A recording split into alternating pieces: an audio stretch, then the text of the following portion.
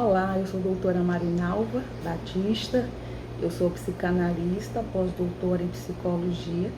E eu queria deixar aqui para você meu bom dia, boa tarde, boa noite. Eu não sei exatamente qual será o horário que você estará nos assistindo, mas de qualquer forma eu queria dizer a você que você é muito bem-vindo aqui nesse canal. Esse é um canal que tem como proposta trabalhar com conteúdos relacionados à qualidade de vida. E é um conteúdo que eu faço com muito carinho, eu ouço os comentários que são feitos, leio os comentários que vocês deixam aqui escritos e na medida do possível eu vou respondendo. Então, queria dizer para você que nos acompanha, que nos segue, que você também pode fazer isso, deixar aqui sua sugestão, deixar seu comentário, que vai ser muito bem-vindo. E eu estarei respondendo atenta à sua solicitação. Hoje nós iremos falar sobre por que é tão difícil mudar, né? Mas antes eu queria fazer uma pergunta para você. Você está bem? Como é que tem sido para você esse momento de vida que você se encontra? Queria dizer para você que você não está só. Queria dizer para você que existem possibilidades de você estar mudando. E é nesse sentido que a gente vai estar aqui apresentando mudança. Por que é tão difícil mudar? Às vezes nós nos deparamos com algumas situações e ficamos sem entender por que é difícil a mudança. É difícil a mudança porque, como falamos anteriormente, nós, na infância, criamos formas de reconhecer o mundo e de responder ao mundo. Então, à medida que as coisas iam acontecendo, as situações vinham, nós utilizamos tanto o nosso cognitivo, como utilizamos as nossas emoções como forma de lidarmos com os desafios que vinham. Então, inicialmente, os desafios eram, eu queria mamar agora, e aí minha mãe não me deu o peito, então eu choro, eu grito, esperneio, né? Era uma forma de você responder a uma demanda que vinha e que você estava estruturando formas de responder. A demanda era a fome. E como é que você ia lidar com isso? Com os recursos que você possuía. Você não sabia falar, então você chorava, você gritava, você esperneava. À medida que o tempo foi passando, você foi criando outras formas de responder às necessidades. E a partir daí, os esquemas eles foram se fortalecendo ou sendo criados. Então, esquemas são formas que criamos para responder às demandas.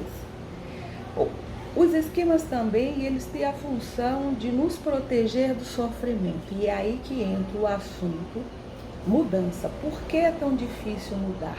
É difícil mudar. É difícil para você que está aí nos assistindo. É difícil para mim. Por quê? Porque criamos estruturas para que fiquemos em conforto, uma situação confortável.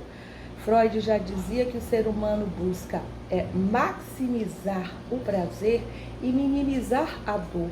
Essa é uma tendência natural. Todos nós temos esse medo, esse receio de mudar. E qual a diferença, então, doutora, do meu medo para o medo do vizinho? Bom, o que a gente precisa entender, esse medo de mudar, ele está te paralisando? Eu vou contar aqui uma situação. Eu moro em Salvador, na Bahia, e surgiu uma possibilidade de eu morar em outro estado. Então, era uma possibilidade que me daria uma qualidade de vida melhor, me daria uma estabilidade financeira, enfim. A princípio, poderíamos imaginar se, poxa, se tudo que você está elencando aí vai ser melhor, por que o medo? O medo, havia duas situações. Um é que não havia garantias de que ia dar tudo certo, né, para onde eu iria. E o outro era o medo de deixar aquilo que me trazia segurança, que eram os meus vínculos familiares, meus vínculos de amizade, meus vínculos com o trabalho, com os colegas de trabalho, meus vínculos até com as meus objetos pessoais, a minha cama, a minha rotina, sabe? Então, eu tive que buscar dentro de mim condições de sustentar minha decisão de mudar. Eu disse, não, eu irei mudar. Mas passei por várias etapas. O que acontece quando a gente tipifica o medo como algo patológico? É quando esse medo ele é frequente e quando esse medo vem numa intensidade muito grande a ponto de te paralisar. Às vezes chega aqui no consultório pessoas que estão presas a determinados ritos, a vícios, a hábitos que são danosos, não somente a ele, mas a ela, mas também a pessoas que circundam. E essa pessoa está tão presa que não consegue quebrar o vínculo. Racionalmente, cognitivamente, a pessoa consegue compreender os prejuízos que essa ação está criando. E por que ela não consegue romper? Por que ela não consegue pular essa etapa de sofrimento?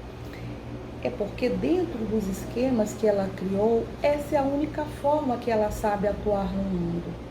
Essa é a única maneira que ela sabe responder aos problemas que surgem.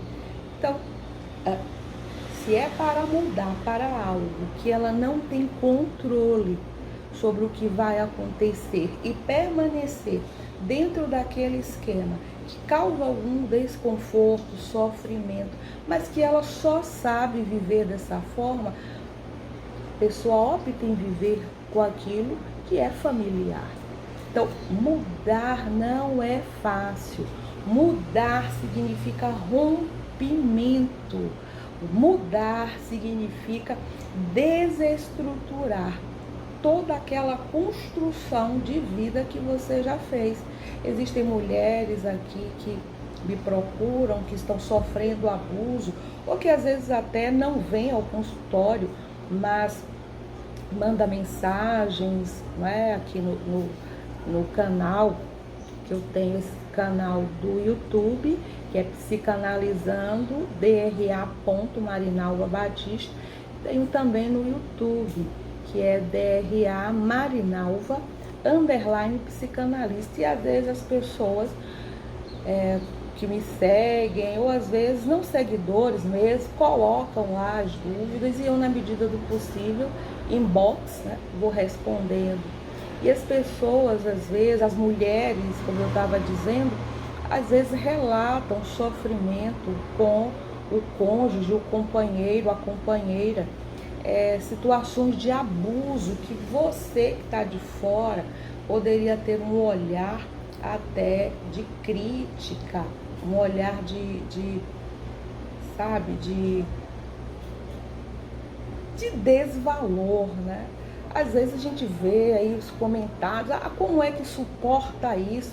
É porque gosta de apanhar, é mulher de malandro. Não é isso. A pessoa, ela tem consciência da dor que está passando, mas se encontra tão emaranhada em várias situações que construiu com aquele abusador que é difícil romper o vínculo. Então, eu queria dizer para você que mudar não é fácil, mas que é possível, mas que você tem que tomar algumas medidas, algumas atitudes. Uma delas é buscar ajuda. Você não tem que passar por isso sozinho, sozinha, e você não está sozinho, não está sozinha. Busque a ajuda de um profissional da área de saúde mental. busque ajuda de um psicanalista.